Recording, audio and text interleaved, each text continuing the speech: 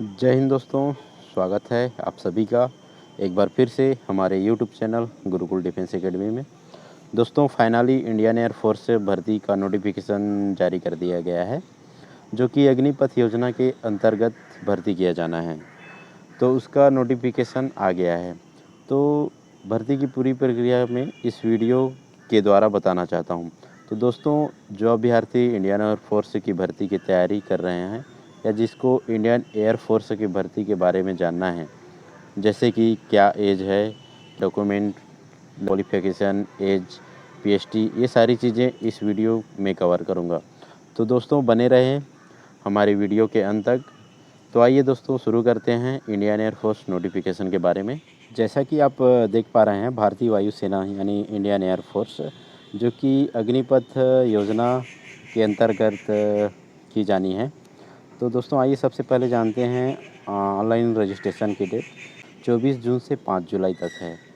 तो 24 जून से 5 जुलाई यानी बहुत ही कम समय दिया है दोस्तों। तो आप जितना जल्दी हो सके कोशिश करिए अप्लाई करने की। यहाँ एग्ज़ाम डेट भी मेंशन कर दिया गया है, जैसे कि आप देख सकते हैं 24 जुलाई, जो कि ऑनवर्ड है, मतलब संभावित तिथि है, जो कि 24 जुलाई के बाद हो सकता है। उसके बाद दोस्तों इंडियन एयर फोर्स के सभी अभ्यर्थियों के लिए एक जानकारी दिया गया है कि mobile phone, smart watches, electronic device will not be permitted in testing area.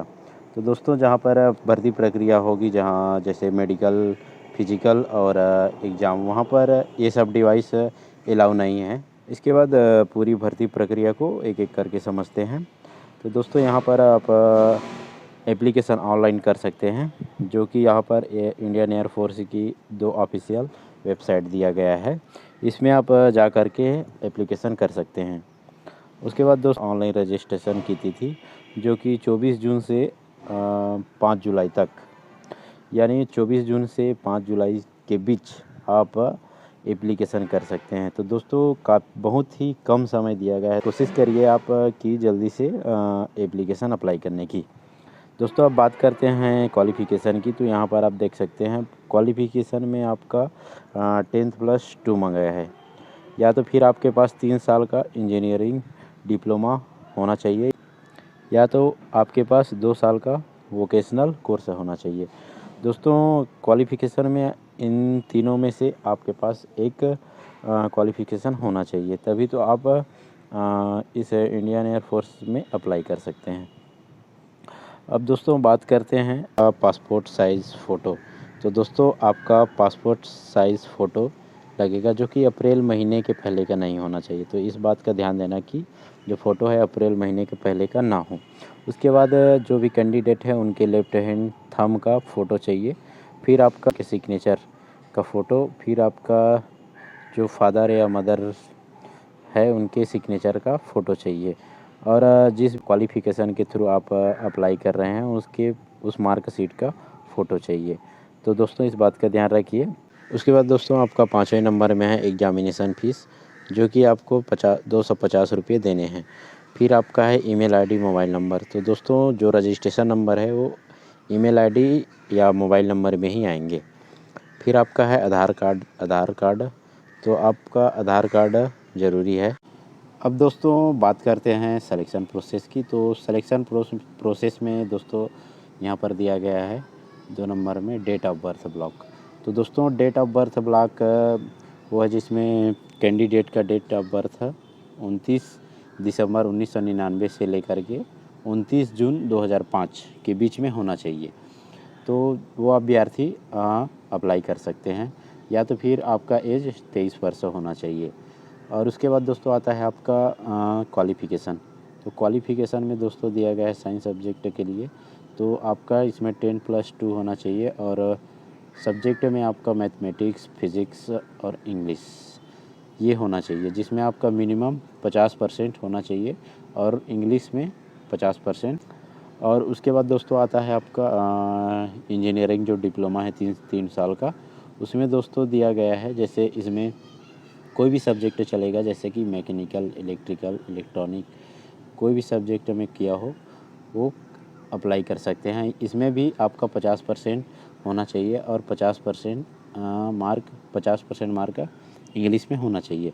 उसके बाद दोस्तों आता है आपका वोकेशनल कोर्स जो कि 2 साल के लिए है, वो भी अप्लाई कर सकते हैं। इसमें भी आपका 50% मार्क होना ही है। और दोस्तों उसके बाद है आपका अदर देन सब साइंस सब्जेक्ट के लिए, इसमें भी आपका 10+2 होना चाहिए, जिसमें आपका 50% मिनिमम 50% होना चाहिए और इंग्लिश में मिनिमम 50%। उसके बाद दोस्तों बात करें मेडिकल स्टैंडर्ड या फिजिकल स्टैंडर्ड की, तो इसमें आपका हाइट आपका मिनिमम 152.5 सेंटीमीटर होना चाहिए और चेस्ट आपका सीना आपका 5 सेंटीमीटर फूलना चाहिए और वेट आपका हाइट के हिसाब से होना चाहिए। उसके बाद दिया है कॉर्नर सर्जरी, आपके बॉडी में किसी भी प्रकार का सर्जरी नहीं होना चाहिए। इसके बाद इसमें आपका हेयरिंग का दिया है और इसमें उसके बाद आपका डेंटल का दिया है। तो डेंटल का आपका 14 होना चाहिए। उसके बाद आपका दिया है जनरल हेल्थ की, तो जनरल हेल्थ में दोस्तों यहाँ पर दिया गया है आपका जो बॉडी है वो पूरा फिट होना चाहिए, जैसे बीपी वगैरह है ना, तो ये सब है। फिर आपका दिया गया है बॉडी टैटू, यानी आपके शरीर में किसी भी प्रकार का बॉडी में टैटू नहीं होना चाहिए, ठीक है। उसके बाद दोस्तों हम आते हैं नीचे। दोस्तों वीडियो थोड़ा लंबा हो जाएगा तो क्योंकि सारी चीज़ें कवर कर रहे हैं, तो इस हिसाब से आपका आता है यहाँ पर दिया गया है लीव के बारे में दिया गया है। तो लीव आपका एनुअल लीव आपको 30 डे पर ईयर दिया जाएगा। मतलब आप बात करें पे अलाउंस की, तो यहाँ पर आप का पे अलाउंस को देखते हैं। तो दोस्तों इसमें पे अलाउंस में आपका है फर्स्ट ईयर आपको 30,000 सैलरी मिलेगा और दूसरे साल आपका 33 और तीसरे साल आपका 36,500 और चौथे साल आपका 40,000। तो इसमें से दोस्तों आपको सिर्फ 70% ही देंगे और 30% आपका फंड में जमा किया जाएगा। उसके बाद 4 साल सर्विस होने के बाद आपके रिटायर तक आपको सेवानिधि पैकेज के रूप में आपको फंड दिया जाएगा। अब बात करते हैं सीक्वेंस ऑफ एग्जामिनेशन की, तो इसमें आपका फेज़ 1 में है ऑनलाइन टेस्ट, जो कि आपका 60 मिनट का होगा।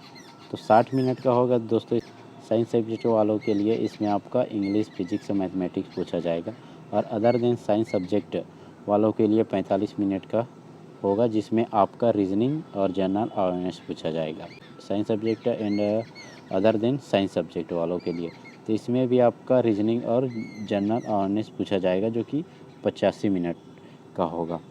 और दोस्तों यह इसमें दिया गया है सभी क्वेश्चन है 1 मार्क का क्वेश्चन रहेगा, जिसमें आपका 0.25 मार्क का माइनस मार्किंग रहेगा।